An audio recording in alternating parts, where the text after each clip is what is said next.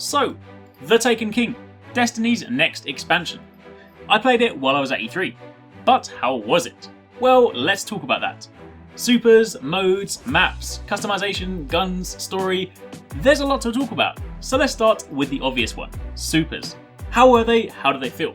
Well, they're awesome. In short, they are really, really awesome. I mean, don't get me wrong, I love the existing supers, but these are so awesome. They bring a completely new, fresh kind of feel to Destiny, and it genuinely feels like a brand new game. It might sound really silly to say, but simply adding in some new classes so you can play a way that you've never been able to play before just feels brand new. This is something that isn't exclusive to Destiny. You know, the same thing happens in World of Warcraft or Guild Wars.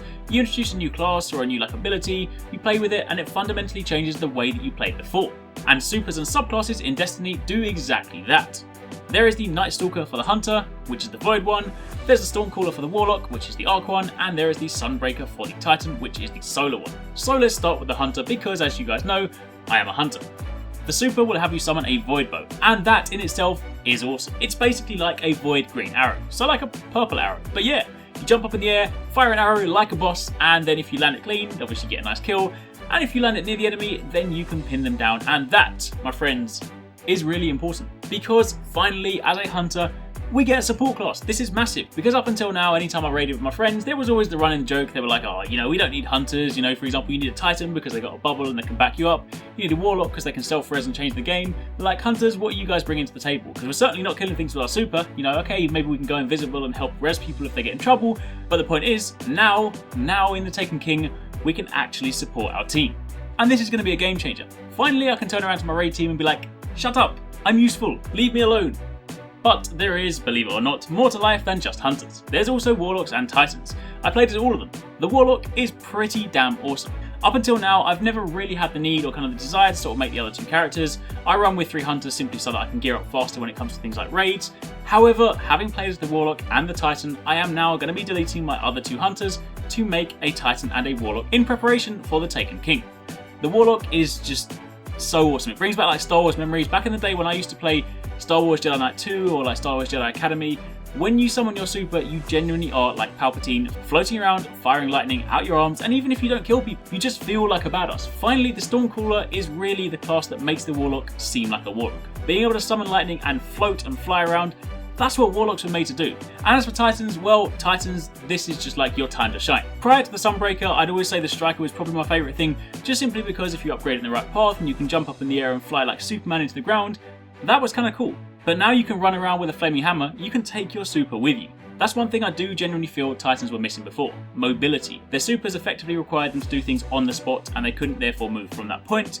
Whereas now you can basically summon your flaming hammer and run around the corner looking like a pretty angry flaming Thor.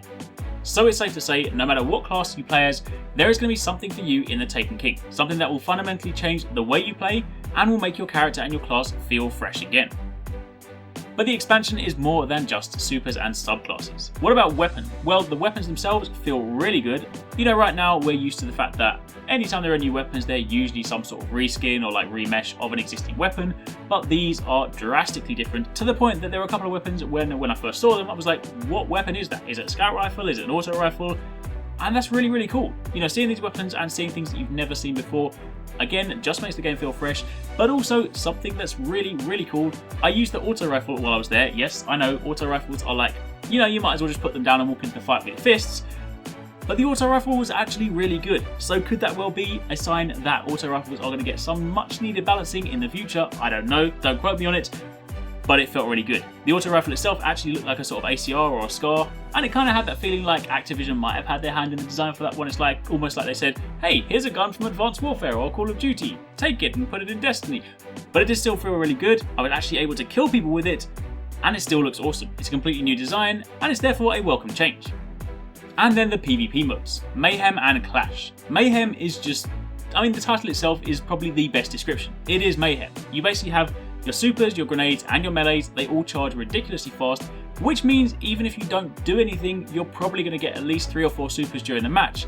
So you can at least roll around and get some crazy kills with those ones, but it basically is, kind of my best description for this would be Destiny's version of Super Smash Bros. It's just chaotic, you're probably going to die a lot because of all the supers, but it's a hell of a lot of fun. I suppose you could see it like Destiny's party mode.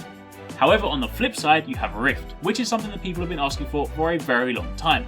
Maybe not exactly in this format, but it's basically capture the flag, and that is a mode that I have personally been asking for since day one. Only Rift makes it even better. In this one, not only is there like a flag to capture and score, but you also get style points. If you can actually take the flag, or the spark as it's called, and score it in the enemy rift, then if you walk backwards, you actually do a backflip, which means you get style points, and that actually gives you more points in the game, which is really cool. And this is one of those modes where I feel like if Destiny ever did go, and I know it won't, but if it ever did go down like a competitive route, and there was like MLG matches, then this is one of those modes where you would definitely see that, and you can see some amazing plays. This is really, really cool, really good fun. So what else is there to talk about? Well, story I can't really talk about too much right now because I haven't actually played it, but one of the things I have seen online is quite exciting and does potentially allude to a slightly more in-depth story, and that is a new UI element in the start menu. There's basically a story progress tracking element to the UI. You kind of like go across from your inventory or your characters, and you can see your progress throughout the story. And if you apply this to, say, Destiny's vanilla story, you don't really need a progress tracker to tell you where you are in the, say, 12 to 15 missions. However, if things get more complicated and you have more branching stories, potentially coming from different vendors or different people, then it might get more interesting, and that could therefore hint at a slightly better, more fleshed out story in the future. Aside from that, at the moment, I don't really have much else to add, simply because that's pretty much all I got to play while I was out at E3.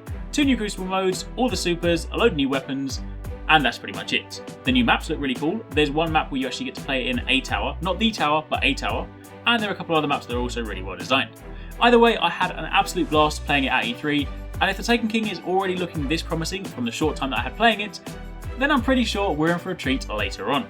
So that's it from me. Hopefully you guys enjoyed it. Those are my opinions. That's what I thought of the Taken King. Let me know in the comments down below what you guys think from what you've seen so far from like the video on the trailers. And thank you very much for watching. Take it easy. Catch you next time. Peace out.